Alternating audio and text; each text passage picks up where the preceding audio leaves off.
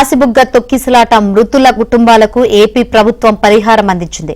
మృతుల కుటుంబాలకు 15 లక్షల చొప్పున ఎక్స్గ్రేషియోను కేంద్ర మంత్రి రామ్మోహన్ నాయుడు, మంత్రి అచ్చెన్నాయుడు అందజేశారు.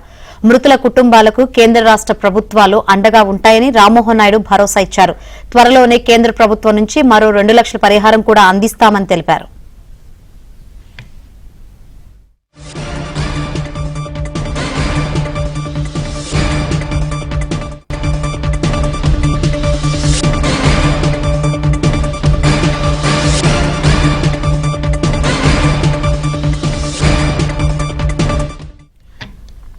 కాసిబుగ్గ తొక్కిసలాట మృతుల కుటుంబాలకు ఏపీ ప్రభుత్వం పరిహారం అందించింది.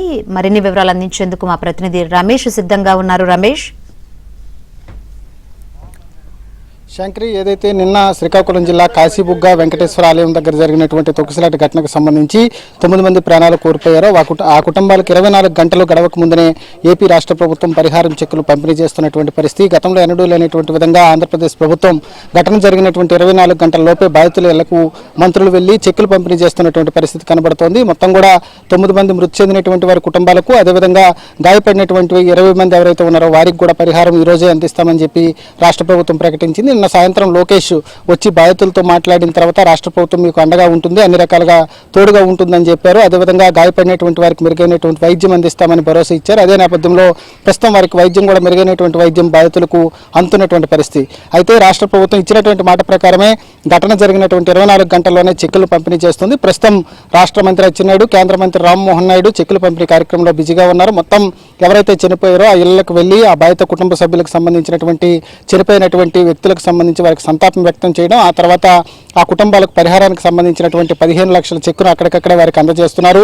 దాంతోపాటుగా రామ్మోహన్ నాయుడు స్పష్టంగా ఒక హామీ ఇస్తున్నారు. మరి కొద్ది రోజుల్లోనే కేంద్ర ప్రభుత్వం నుంచి మరో 2 లక్షలు ఆర్థిక సహాయం అందబోతుంది. దీంతో పాటుగా రాష్ట్ర ప్రభుత్వం మీ కుటుంబాలకు అండగా ఉంటుంది అనేటటువంటి భరోసాను రామ్మోహన్ నాయుడు అచ్చెన్నాయుడు ఇస్తున్నటువంటి పరిస్థితి కనబడుతుంది. మొత్తానికైతే ఏదైతే గతంలో చాలా ఇన్సిడెంట్స్ జరిగినప్పటికి కూడా గత ప్రభుత్వంలో జరిగినటువంటి ఇన్సిడెంట్స్కి ఎప్పుడూ కూడా పరిహారం విషయంలో చాలా గలాట జరుగుతోంది. దాన్ని సాగదీత ద్వారా జరుగుతూ ఉంటుంది. కానీ కూటమి ప్రభుత్వంలో ఈ జరిగినటువంటి ఘటన, ఏదైతే నిన్న జరిగినటువంటి ఘటన ఉంది, ఈ ఘటన కూటమి ప్రభుత్వం స్పందించినటువంటి విషయాన్ని కానీ శ్రీకాకుళం జిల్లా వాసులు గర్వంగా చెప్పుకుంటున్నారు. ఎందుకంటే మొత్తం కూడా జిల్లాలో ఇష్యూ జరిగినటువంటి, అంటే తొక్కిసలాట ఘటన జరిగిందని వార్త తెలిసిన వెంటనే ముఖ్యమంత్రి చంద్రబాబు రియాక్ట్ అయ్యారు. అక్కడి నుంచి మంత్రి లోకేష్, అదేవిధంగా హోంమంత్రి అనితలను ఇమీడియట్గా స్పాట్కు వెళ్లాలని ఆదేశించారు. దాంతోపాటుగా జిల్లాలో ఉండేటటువంటి మంత్రి అచ్చెన్నాయుడు ఉదయం నుంచి కూడా ఘటన జరిగిన కొద్ది నిమిషాలకే ఘటనా ప్రాంతానికి చేరుకుని బాధితులకు అందాల్సినటువంటి సహాయ సహకారాలన్నీ కూడా అందిస్తున్నారు. మెరుగైనటువంటి వైద్యం కోసం బాధితులను అటు శ్రీకాకుళం పంపించే వరకు కూడా అటు రామ్మోహన్ నాయుడు కూడా ఫాలోఅప్ చేశారు. మొత్తానికి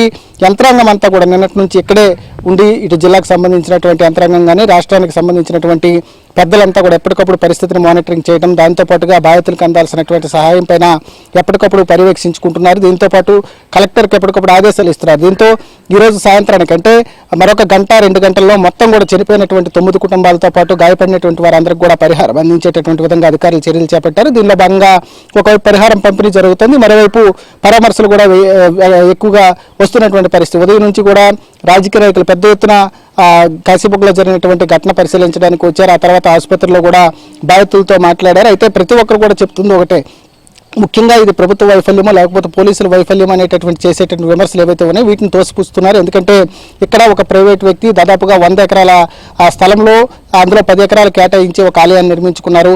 దీనికి సంబంధించి ఇక్కడ ఈ ఆలయంలో దైవ సంబంధిత కార్యక్రమాలన్నీ కూడా నిర్వహిస్తున్నారు. నిన్న ఏకాదశి సందర్భంగా వచ్చినటువంటి క్రౌడ్ ఒక్కసారిగా పెరిగిపోవడంతోనే ఘటన జరిగింది. దీన్ని ఎవరు ఏం చేయలేరు, యాదృచ్ఛికంగా జరిగినటువంటి ఘటన అని చెప్పి అటు అధికారులు చెప్తున్నారు, స్థానిక ప్రజలు కూడా చెప్తున్నారు.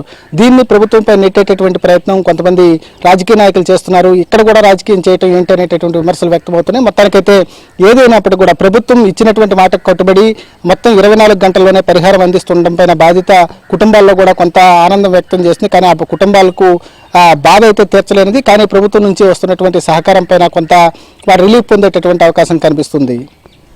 Right, thank you Ramesh.